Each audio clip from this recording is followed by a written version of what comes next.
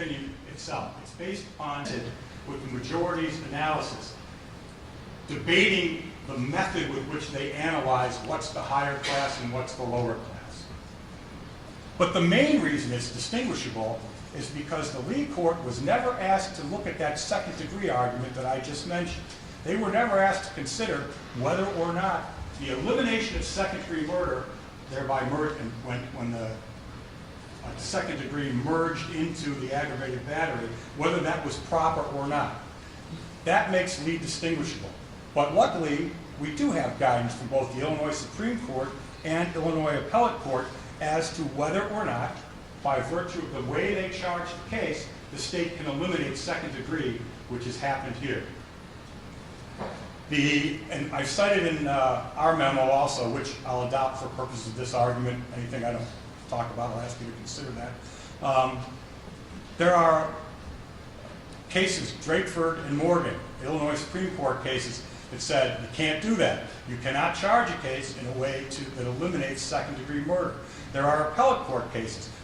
The most recent one that I found, Space, was a 2018 case. There's Rosenthal, 2008. All of which say the state cannot charge a case in a way that eliminates second degree murder. In fact, in doing so, they make second degree murder a nullity. So how does it merge then? The reason the cases merge is based upon what I said, how it merges. As you know, and as everybody knows in this courtroom, before a defendant can be found guilty of second degree murder, the trier of fact, in this case the jury, has to conclude that the elements of first degree murder have been met. It's at that moment that the merger occurs. Because even if they later determine there are mitigating factors, as they did here, it does not change the fact that the elements of first degree murder were reached before consideration on the mitigating factors. Once that happens, the aggravated battery merges into the murder counts.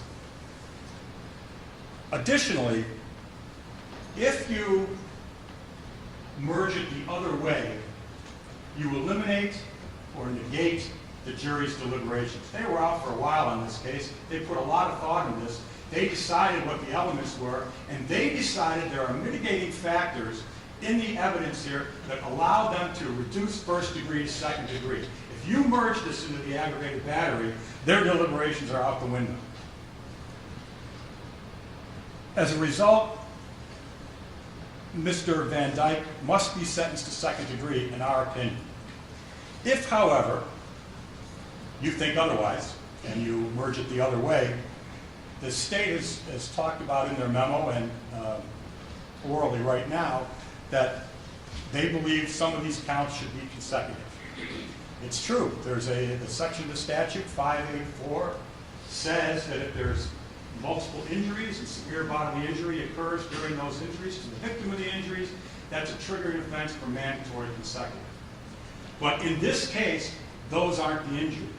You have a case here where every one of those wounds that are the subject of the aggravated battery caused death.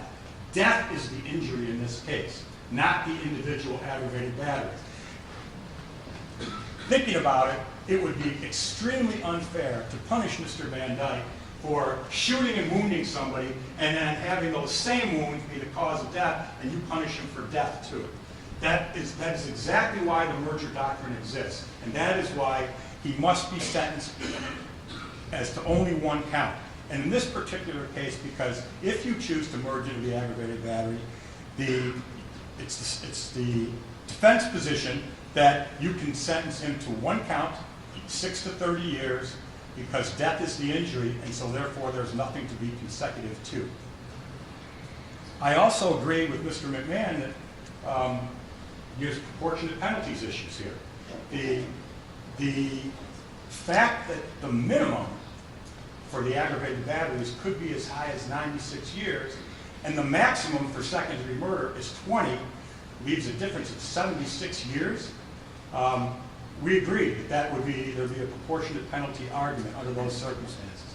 In this case, however, Lee is not controlling, and we're asking that the court sentence the defendant on second degree. Mr. McMahon, anything else? No.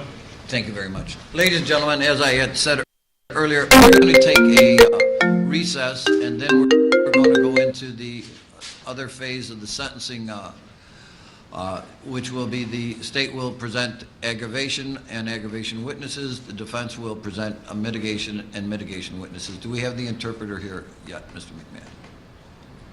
So, okay. We'll adjust. She's on her way, Judge. I know. We have other witnesses to go before she arrives. Thank you very much. All right. There'll be a recess at this time.